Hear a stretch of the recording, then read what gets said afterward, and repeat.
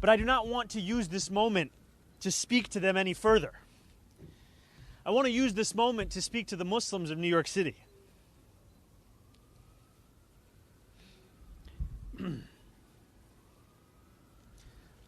I want to speak to the memory of my aunt,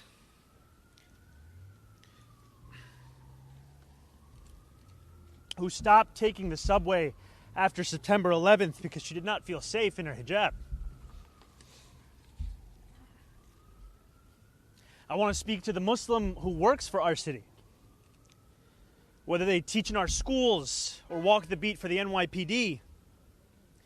New Yorkers who all make daily sacrifices for the city they call home, only to see their leaders spit in their face. I want to speak to every child who grows up here, marked as the other, who is randomly selected in a way that never quite feels random, who feels that they carry a stain that can never be cleaned. Growing up in the shadow of 9/11, I have known what it means to live with an undercurrent of suspicion in this city.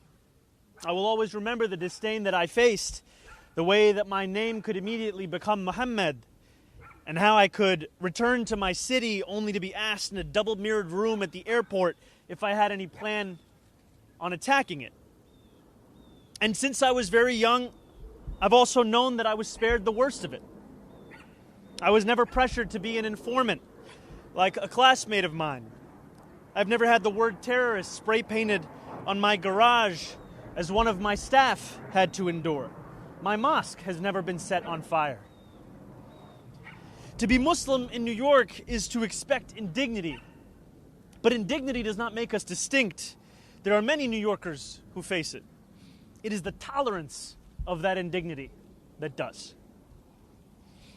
Since I announced my candidacy for mayor 1 year ago yesterday, I have sought to be the candidate fighting for every single New Yorker, not simply the Muslim candidate. I've carried these indignities with me each moment of this race, doing so all the while as the first major Muslim candidate in the history of our city.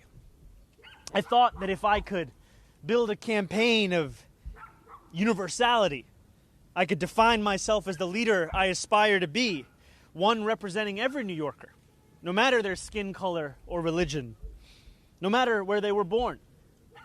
I thought that if I worked hard enough, it would allow me to be that leader. And I thought that if I behaved well enough or bit my tongue enough in the face of racist, baseless attacks, all while returning back to my central message, it would allow me to be more than just my faith. I was wrong. No amount of redirection is ever enough.